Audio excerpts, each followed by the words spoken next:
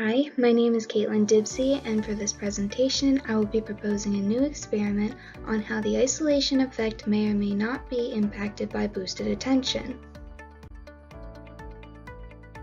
The isolation effect is a phenomenon that occurs when a distinct item is remembered better than a non-distinct item. This experimental method is typically used to examine the effects of distinctiveness on memory. The isolation effect can typically be divided into two different types of distinctiveness: primary distinctiveness and secondary distinctiveness. Primary distinctiveness is when an item is distinct due to its context and relation to background items. So, for example, a semantic isolate would be classified as primarily distinct because it is typically categorized differently, given a different contextual meaning from its background items that it's surrounded by.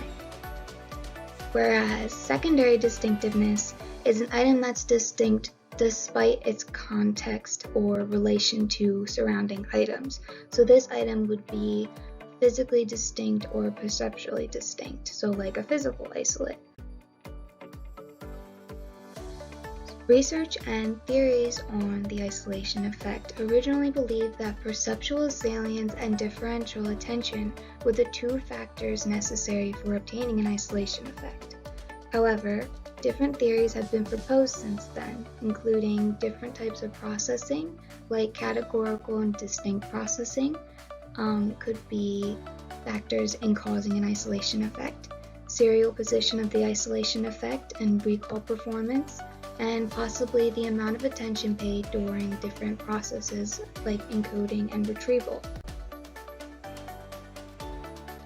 The encoding process occurs when items are initially presented to a participant.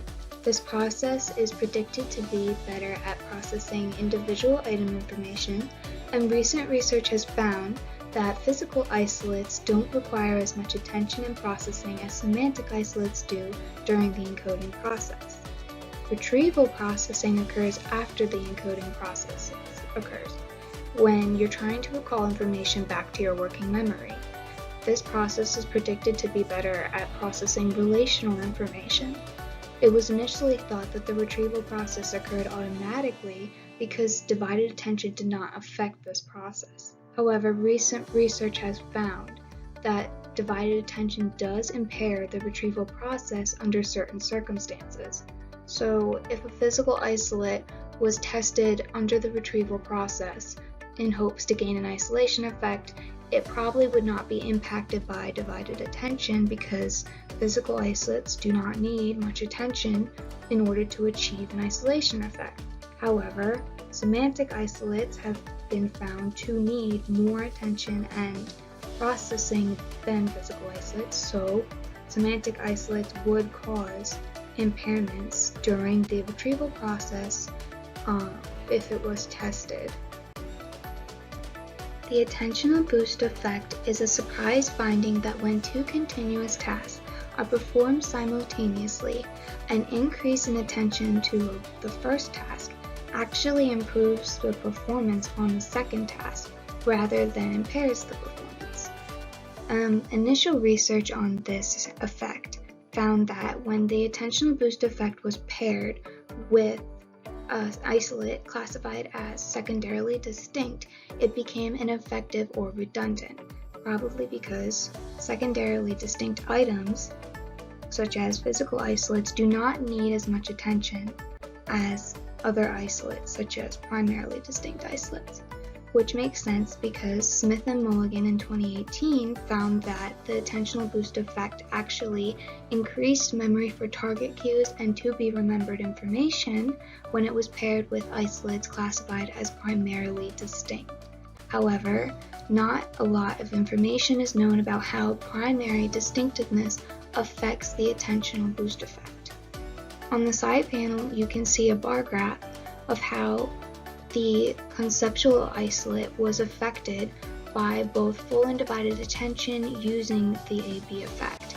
Typically, semantic isolates are severely impaired during the divided attention condition, although here it's almost the same as it was in the full attention condition, and it's almost the same as the control item.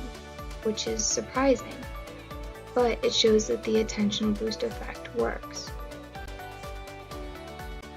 Therefore, the purpose of the current experiment for which I'm proposing is to determine if the attentional boost effect will improve attention and subsequently recall performance for physical and semantic isolates under full and divided attention. This study will also analyze if this increase in attention will improve the magnitude of the isolation effect for semantic isolates under divided attention.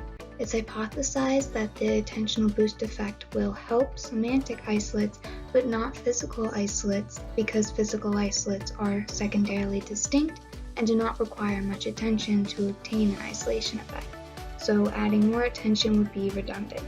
It's also predicted that this boost in attention will cause both physical and semantic isolation effects to occur under both the full and divided attention conditions.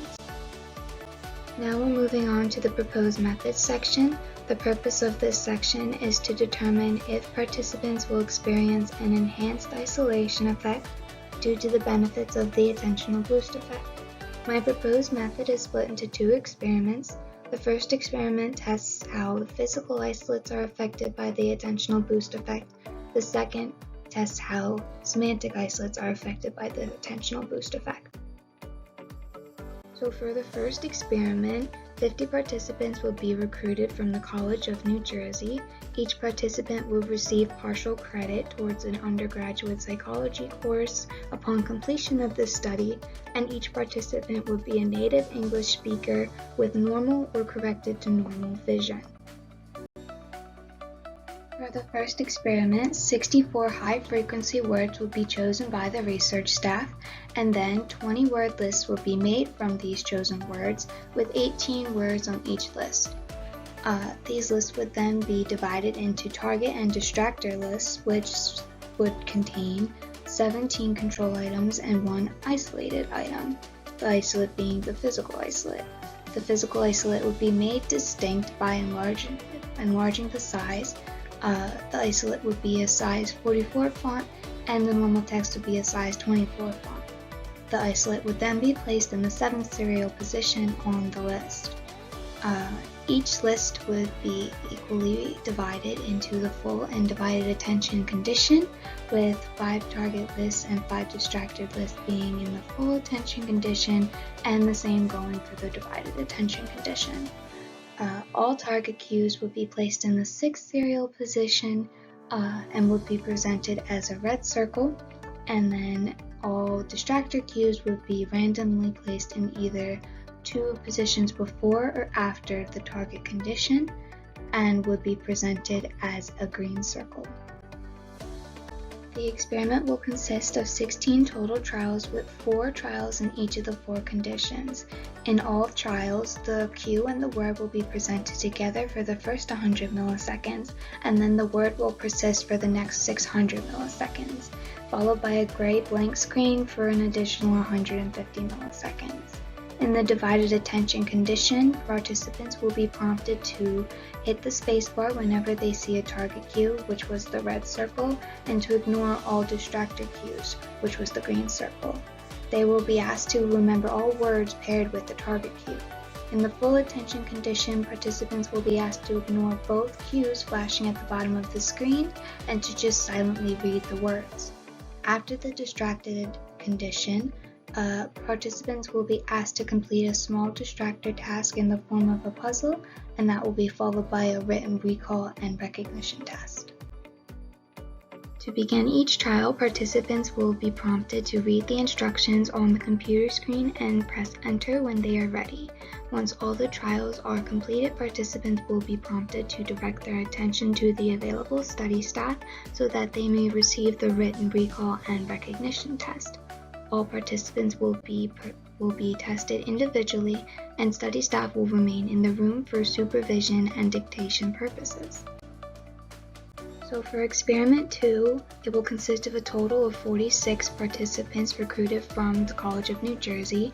Each participant will again receive partial credit for an undergraduate psychology course. Each participant will be a native English speaker with normal or corrected to normal vision, and all participants in experiment 2 will not have participated in experiment 1. 40 categories will be chosen from the category norms. 20 of those categories will be chosen to produce 20 word lists. They will be divided into target and distractor lists consisting of 17 control items and 1 semantic isolate item.